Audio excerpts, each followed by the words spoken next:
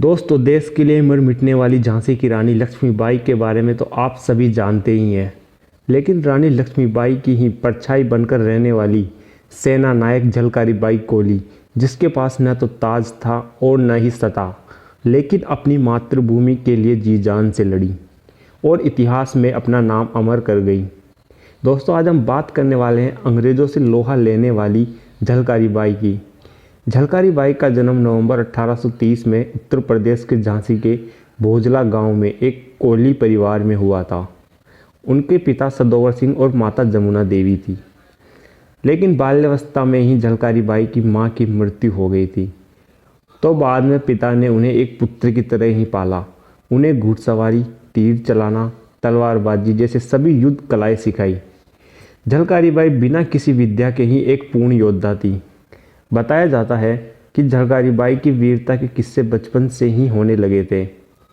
एक बार की बात है, झलकारी बाई बचपन में अकेले जंगल में लकड़ियाँ लेने गई थी। तब उनका सामना एक जंगली शेर से हुआ।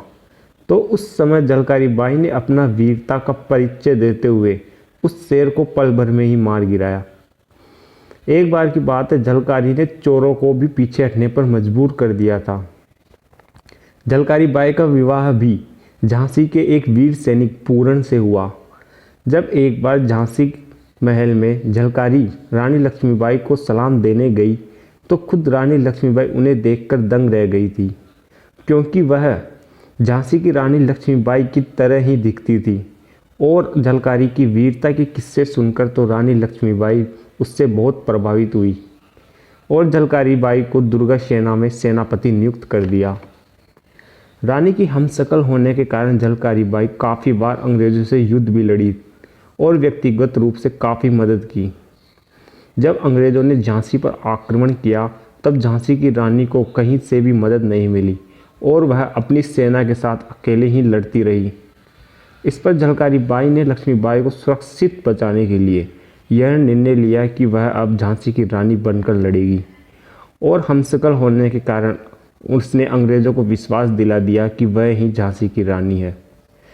बुंदेलखंडी कथा के अनुसार झलकारी बाई रानी लक्ष्मीबाई का भेष धरकर युद्ध लड़ने लगी और युद्ध शांत करने के लिए अंग्रेज़ जनरल से मिलने उनके शिविर में पहुंची तो सभी अंग्रेज़ सैनिक खुश हुए। उन्हें लगा कि अब वह युद्ध जीत चुके हैं और झांसी पर उनका ही राज है और झांसी की रानी भी उनकी कैद में है। जब अंग्रेज़ जनरल ने उनसे पूछा कि बताओ तुम्हारे साथ क्या किया जाए, तब झलकारी बाई ने लक्ष्मीबाई का वेश धारण करते हुए कहा, आप चाहे तो मुझे फांसी दे सकते हो, ताकि रानी लक्ष्मीबाई और अधिक से अधिक मदद जुटा सके। तो दोस्तों, ऐसे थी झलकारी बाई जिसने अपनी मातृभूमि की रक्षा के लिए अपने प्राणों की भी परवाह नहीं की। अगर झलकारी बाई की मृत्यु के बारे में बात करें तो कुछ इतिहासकार बताते हैं कि उनकी मृत्यु वृद्धावस्था में हुई, लेकिन इसके विपरीत कुछ इतिहासकार बताते हैं कि वह युद्ध में ही वीरगति को प्राप्त हो गई थी। तो दोस्तों, झलकारी बाई के बारे में अंग्रेज जनरल ने कहा था कि अगर भारत में 1% महिला भी झलकारी बाई की तरह हो जाए तो इस देश का उत्थान हो सकता है और इस देश को कभी कोई नीचे नहीं झुका सकता। तो यह थी झलकारी बाई, एक वीर योद्धा।